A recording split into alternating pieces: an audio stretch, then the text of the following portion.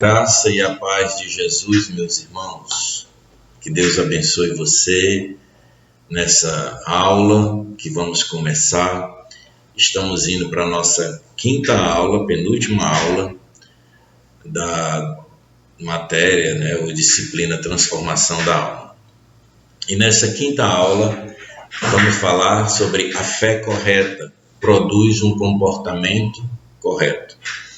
Só pelo título já podemos perceber que muitas vezes tudo que nós queremos como cristão é expressar Jesus, mas isso passa por uma fé correta.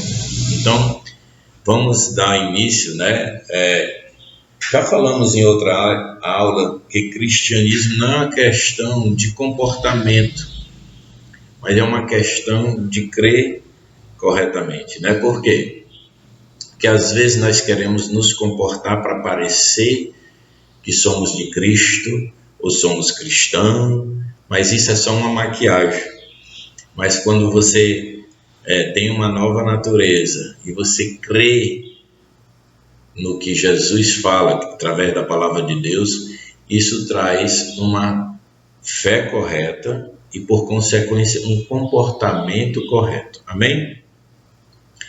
Então, assim, é evidente que não é que eu estou desvalorizando o comportamento, mas a questão é que quando eu creio corretamente, o meu comportamento muda também, Então, assim, às vezes uma coisa, por exemplo, se alguém acha que falar uma piada suja ou uma piada imoral não é problema nenhum, é porque a fé dele ainda não está correta. No momento que essa pessoa é exposta à palavra de Deus, que ela muda as crenças dela, ela larga disso, Então, um comportamento correto, ele é um resultado, grava aí, comportamento correto, ele é um resultado de uma crença correta.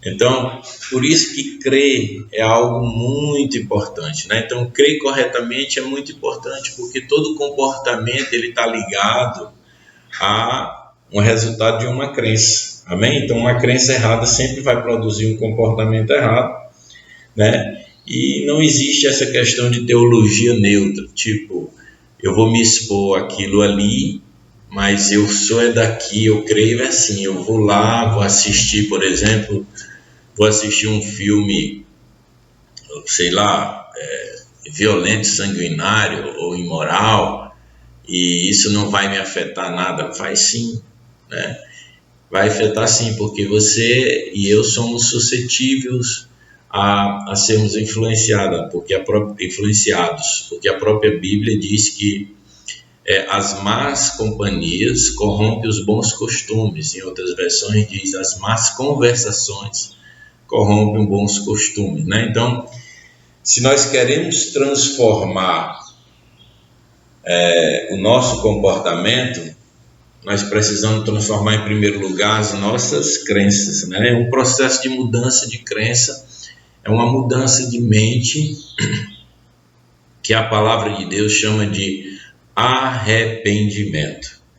Eu sei que muitas vezes, quando você lembra dessa palavra arrependimento, você lembra de algo que lhe deixou triste, cabisbaixo.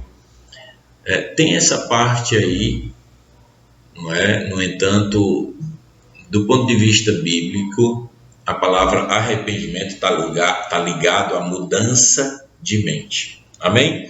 Então, a palavra arrependimento no grego significa metanoia. Já até falamos em outras aulas, demos uma pincelada. Que literalmente significa mudança de mente ou mudança de ideia. É como se você fosse tomar um sorvete e aí você pedisse um sorvete de bacuri, aí na hora que o rapaz fosse colocar, ou a pessoa fosse colocar lá, você disse, não, peraí, eu acho que eu vou tomar mesmo de açaí. Para o grego isso é arrependimento, porque você mudou de ideia. Não tem nada a ver com aquele sentimento de tristeza, de que às vezes alguns ficam até angustiados. Não, arrependimento no grego, no ponto de vista da Bíblia, é mudança de ideia ou mudança de mentalidade. Amém? Então, em outras palavras, eu e você devemos viver no arrependimento. Como assim, pastor? Sim. Então, constantemente, a palavra de Deus nos chega por uma leitura que nós fazemos pessoalmente, pelo culto que nós vamos, um compartilhar na célula com o irmão, uma pregação que você escuta ou vê, e aquilo ali entra e troca algo dentro de você, tira algo que não é do céu e fica algo do céu.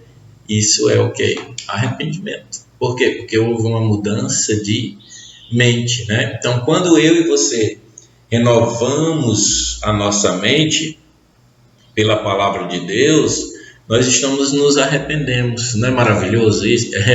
Estamos nos arrependendo, né? Então,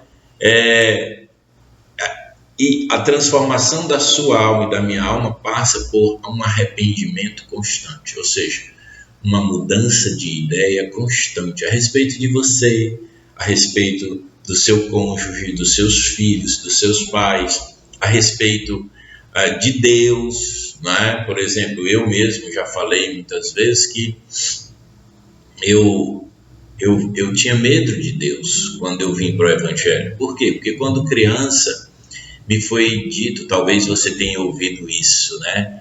Me falaram muito quando eu fazia alguma coisa errada quando criança, diziam assim: menino, Deus vai te castigar. Então, a ideia que eu tinha de Deus era de um Deus que castigava. Não era um Deus que salvava, não era um Deus amoroso, não era um Deus que veio ao meu favor para me tirar do pecado, ou tirar de uma vida que um dia isso ia me levar para a morte. Não, eu tinha uma ideia de um Deus assim que queria me pegar e me castigar muito. Mas quando eu vim para o Evangelho, eu fui ouvindo muito isso: Deus é bom, Ele te ama.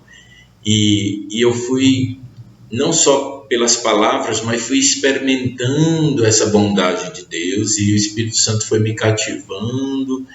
E hoje eu tenho tanta convicção que Deus é bom. Sabe, irmãos, você precisa dessa convicção. Deus é bom. E se você se deixar levar por essa crença, porque a Bíblia diz: provai e vede como o Senhor é bom. Esse texto, quando a Bíblia diz provai e vede quanto o Senhor é bom, que está lá em Salmo, se eu não me engano, 37, é como se você metesse o dedo dentro de um pote de mel e colocasse na boca e experimentasse pessoalmente, não de ouvir falar. Irmão, prove de Deus. Deus é bom. Essa crença que Deus é bom vai fazer toda uma diferença na sua vida. Muita diferença, sabe? Você saber que é filho amado, que é desejado por Deus, isso vai ser tão poderoso. E se você não acredita que Deus é bom, e pode acontecer como era comigo, como aconteceu comigo, eu quero dizer: tire um tempo de oração nesse dia, ore a Deus, fale com Ele, diga: Deus, a Tua palavra diz que Tu é bom. Eu não sei se você chama Ele de Deus, de Pai, de Papai, então diga para Ele: a Tua palavra diz que Tu é bom, mas eu no fundo tenho minhas dúvidas. Fale para Ele, abra seu coração, rasgue, diga: eu não sei, eu não sinto, eu não vejo. E comece a fazer essa oração, porque Deus vai lhe responder, porque a Bíblia diz que quem busca acha, quem bate, a porta é aberta, e quem pede recebe. Amém? Que Deus te dê essa vontade de descobrir que Ele é bom. Mas vamos voltar. Então, viver no arrependimento é viver sendo constantemente trocado de pensamento, tirando coisas velhas, colocando coisas novas. Amém? Então veja, o arrependimento envolve tristeza segundo Deus pelo pecado, mas ele é mais do que isso, né? Porque tem uma tristeza segundo Deus e tem uma tristeza segundo o mundo, né? Uma mudança de opinião com relação a si mesmo e a Deus Isso é um arrependimento. Eu queria ler para você 2 Coríntios 7,10, que diz: porque a tristeza, segundo Deus, produz arrependimento para a salvação, que a ninguém traz pesar, mas a tristeza, segundo o mundo, produz morte. Então, o que é isso? Tem duas tristezas, segundo o mundo e segundo Deus. Vou dar um exemplo bem rápido. Digamos que você foi pego roubando algo, lá no seu trabalho, na rua, não sei. Aí você foi pego roubando. Isso, aí as pessoas lhe levam, lhe sentam, lhe levam para a delegacia. Você fica ali de cabisbaixo, triste. Isso traz uma angústia para você, né? Você vai pagar aquilo ali, vai responder um processo. E em casa você fica triste, porque assim você pensa assim: eu não sou uma pessoa ruim, eu só vi uma coisa e quis pegar, e você fica tão envergonhado, fica triste segundo o mundo, porque você foi levado para a delegacia. É só uma ilustração, irmão. Você foi levado para a delegacia, abriram aí um BO, né? E você vai responder um processo em liberdade, vai pagar aquilo lá, que você vai devolver aquilo lá, se puder e tal. É só uma ilustração. Então isso traz uma tristeza para você. Você fica triste, envergonhado. Mas a tristeza, segundo Deus, ela produz o quê? Arrependimento, salvação. É algo que o Espírito Santo trouxe a você, que precisa ser corrigido. Algo que você disse, não é? Às vezes que você respondeu, ou algo que você disse que ia fazer, não fez. E o Espírito Santo traz isso à lembrança. Aí isso traz algo dentro de você, e você diz: meu Deus, eu quero viver diferente. E aí isso traz um arrependimento, porque trouxe vida para você. Então a tristeza, segundo Deus, traz morte, né? Mas a tristeza segundo o mundo traz morte, mas a tristeza segundo Deus traz vida. Por quê? Porque você vai mudar a forma de pensar, vai viver por um caminho novo e vai experimentar de coisas novas. Porque a tristeza segundo o mundo, às vezes, se você foi pego roubando, você está triste só porque foi pego. Não está triste porque aquilo ali você quer mudar. A pessoa lhe viu roubando, aí você fica ali triste, mas é porque está envergonhado. Mas aquilo ali não vai gerar nenhuma mudança. Depois a pessoa quer continuar roubando. Mas a tristeza, segundo Deus, traz uma mudança. Amém? Então, em relação a nós mesmos, precisamos reconhecer que o maior pecado que nós, digamos assim, que é a mãe dos outros pecados, ou pai de outros pecados, é a justiça própria, né? O arrependimento, segundo o Evangelho, é abandonar a ideia de que possuímos algum merecimento. Quando você se despoja disso, de achar que você não merece nada, e aí você tem um pensamento assim: rapaz, eu era tão, né? Eu estava no lamaçal do pecado, inimigo de Deus, Deus me resgatou. Então você não se acha merecedor. E aí você não tem justiça própria, mas normalmente nós nos achamos merecedor. Por exemplo, a pessoa chega em casa, o homem chega em casa, a mulher não conseguiu fazer o almoço porque ela teve que levar o menino que cortou o pé brincando, teve que levar o menino no hospital para cortar o pé. O homem chega cansado, depois de um dia de trabalho, ele comprou a comida para casa, tem tudo disponível para ser feita a comida, e ele chega, a comida não está pronta. Veja, ele está certo? Está certo. A comida deveria estar lá, não é? Mas a esposa também não está certa, porque ela não saiu, porque o menino não cortou o pé e ela não levou a criança para ser atendida, e aí não fez comida. E ele chega e encontra ela em casa, ali quietinha, cansada, e ele não vê nada de comida, e ele vai logo brigando, porque a comida não está pronta. Do ponto de vista natural, ele está certo, mas ela também está certa. Então, se os dois forem discutir na sua justiça própria, os dois estão certos. Agora, se ele chega, não é, olha e não vê comida, em vez de pensar mal, em vez de achar que ele tem direito, porque ele tem, não é? Mas em vez de ele requerer isso, ele for dizer: minha filha, o que foi que aconteceu? Que normalmente não acontece, né? Mas acontece também. O que foi que aconteceu? E ela diz: olha, o menino cortou o pé e tal. Ele diz: não, pois espera aí que eu vou sair aqui, vou comprar uma comida para nós, vou comprar uma quentinha, pode deixar que eu vou fazer. Então, ele não abriu mão do direito dele. Então, assim, o que é que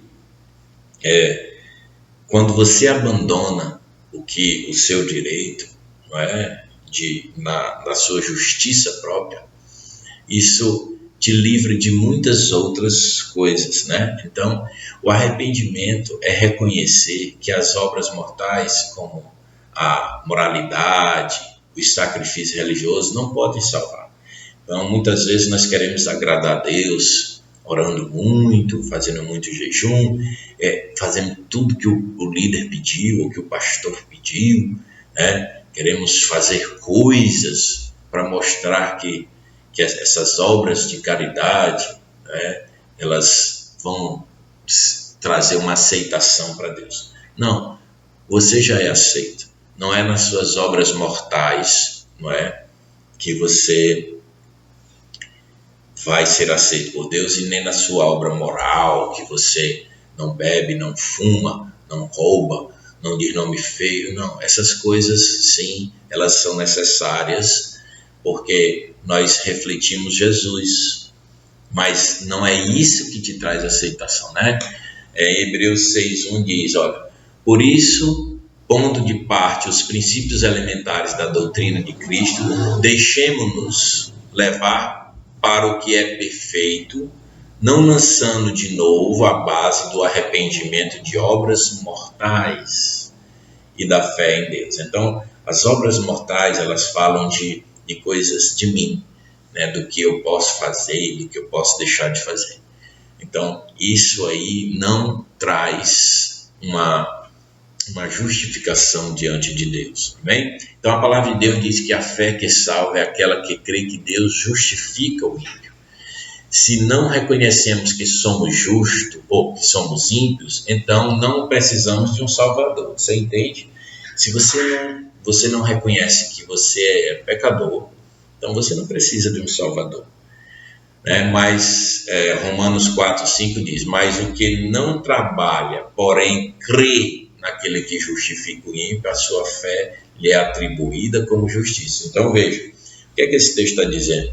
Ele está dizendo que a pessoa que não trabalhou, ou seja, ela não fez o que tinha que ser feito, mas ela acredita que só pela fé ela é justificada, então esse aí, ele é justo diante de Deus. Você está entendendo? Porque diante de Deus o que importa mesmo é o que você crê a respeito do que ele disse, não é das coisas que você faz, amém? Então, isso é muito importante. Porque estamos falando disso? Por a questão da justiça própria, porque quem vive na sua justiça própria não vive no arrependimento, ou seja, se ele está justo, ele não precisa mudar de mente, né? Estamos falando de um arrependimento que passa pela sua mente. Segundo ponto aí é: viva pela justiça de Cristo, né? Pedro cometeu o mesmo pecado de traição que Judas, mas ele permitiu ser amado pelo Senhor depois que ele errou, né? Então, o que foi que aconteceu com Judas e o que foi que aconteceu com Pedro? Ambos negaram a Jesus, ambos traíram a Jesus, não é verdade? Os dois traíram. Só que o que foi que aconteceu com Judas? Ele se sentiu tão mal, arrependido segundo o mundo, porque ele viu o que ele fez, que Jesus não merecia aquilo, mas mataram ele porque ele entregou a Jesus, e ele foi lá e se matou. Mas Pedro, por ter negado Jesus 3 vezes e ter dito que nem conhecia ele, tal, e Jesus viu ele negando ele, o galo cantou, e naquele momento ali Jesus viu, e ele ficou tão angustiado, e ele saiu, Jesus foi crucificado, mas depois eles conversaram, e ele se arrependeu. Você está entendendo? E foi restaurado, e Pedro foi usado muito por Deus. Então veja, os dois tiveram momentos que negaram a Jesus, que traíram Jesus. Um, pela sua justiça própria, se matou, querendo, digamos assim, pagar com o seu ato. E o outro se arrependeu, ou seja, mudou a mente.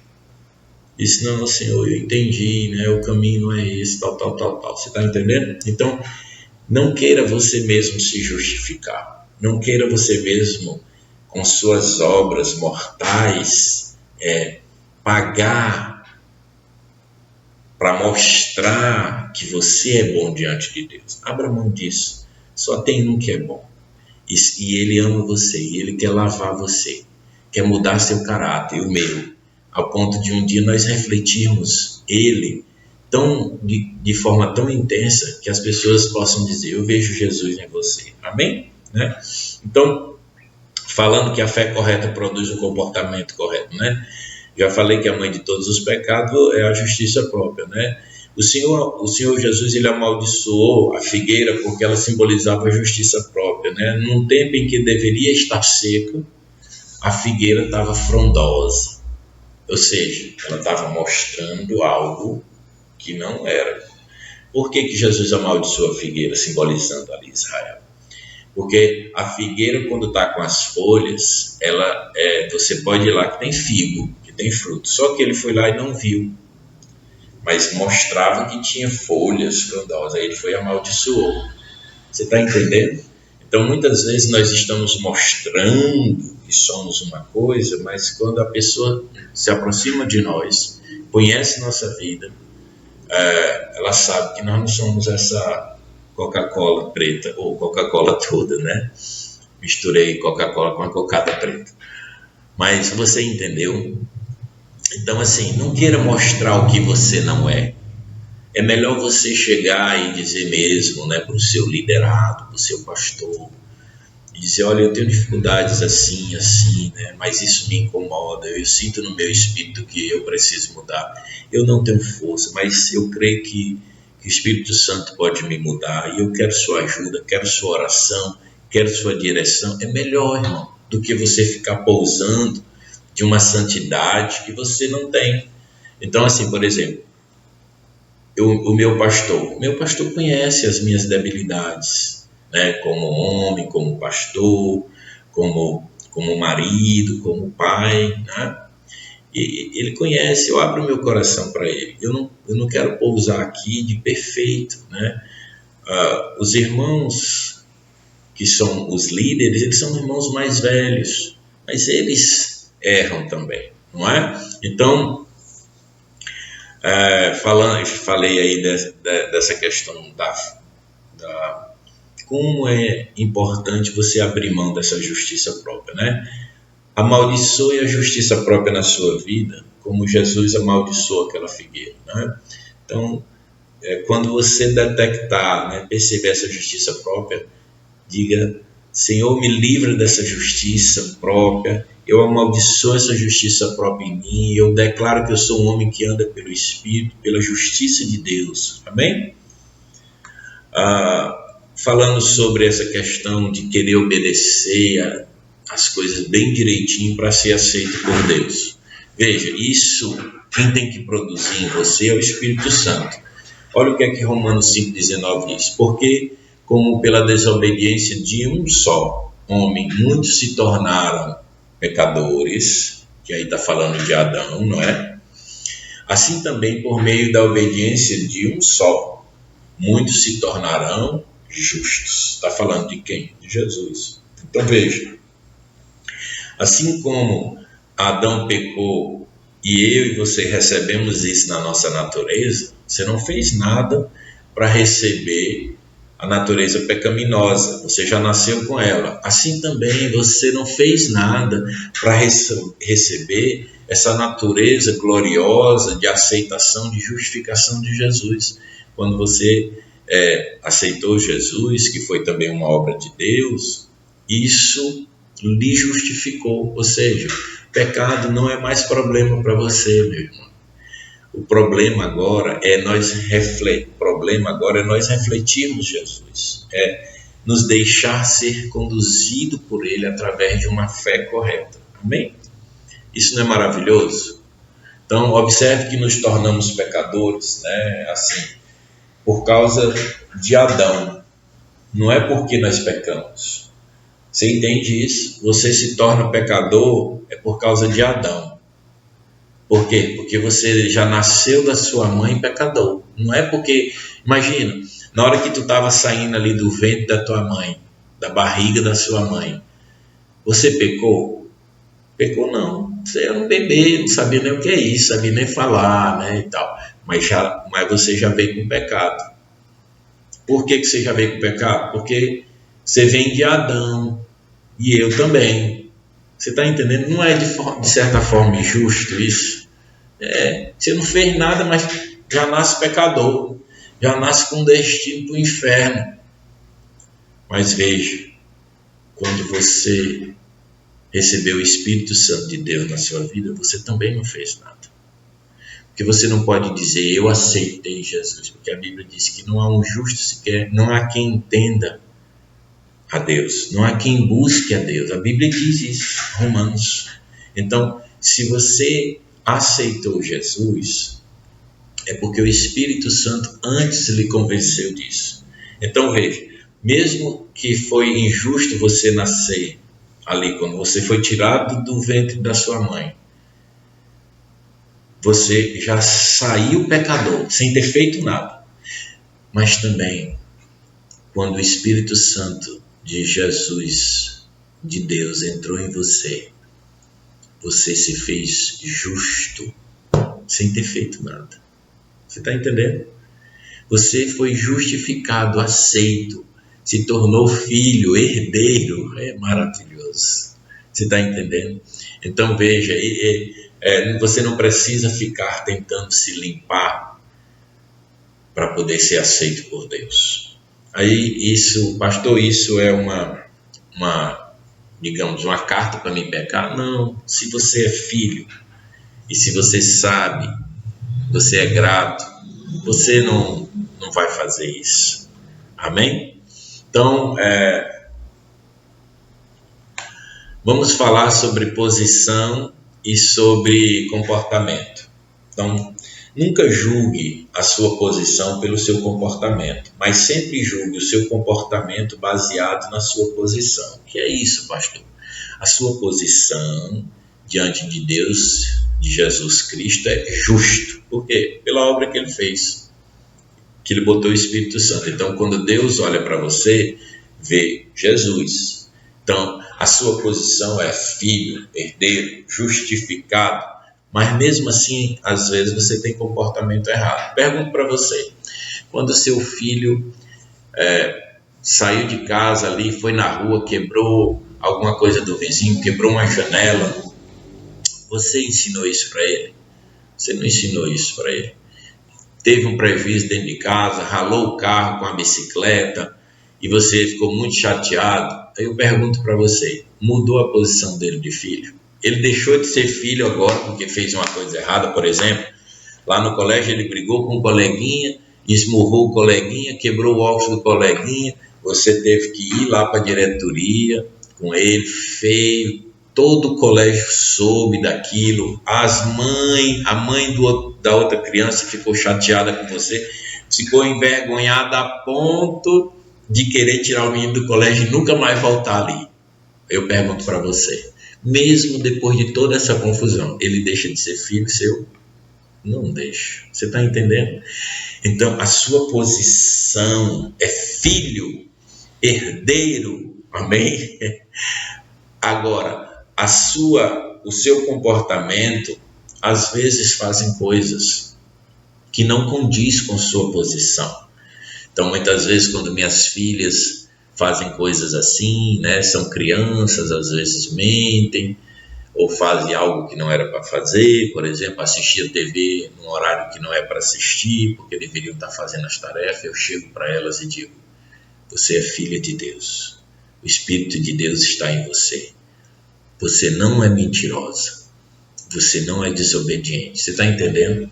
Então, veja, ainda que como filho eu faça coisas que eu não deveria fazer, que é um comportamento diferente da minha posição, eu sou filho, isso não muda. Então, veja, o que muda é meu comportamento, mas minha posição é a mesma. Amém? Então, nunca fale ao contrário, nunca deixe que o seu comportamento queira dizer que você não é mais filho, que você não é amado, tal, certo? Isso não é um tipo de licença para pecar. Pastor, então você está dizendo que agora eu posso viver relaxando, fazendo tudo que eu quero? Não. Em primeiro lugar, porque a força do pecado não é a graça, e sim a lei. E também porque o pecado não tem domínio sobre aqueles que estão debaixo da graça. Então o pecado não domina mais você. Ocorre, mas não domina, né? Olha o que é que diz Romanos 6,14. Porque o pecado não terá domínio sobre vós, pois não estáis mais debaixo da lei, mas debaixo da graça. Amém? Então, outra coisa, rejeite toda introspecção. Já falamos sobre isso, né? Quanto mais você olha para você, você fica triste, mas quanto mais você olha para Jesus, você fica animado, você fica alegre. Por quê? Porque você sabe que Jesus é sua justiça, né? O diabo sempre nos dirá: olhe para você, você não obedeceu o suficiente. Como pode crer em Deus, né, para receber dele, né? E nesse momento que nós precisamos trazer o nosso pensamento à obediência de Cristo. Veja, o seu pensamento tem que ser, digamos, ancorado à obediência de Cristo, não à sua obediência. Amém?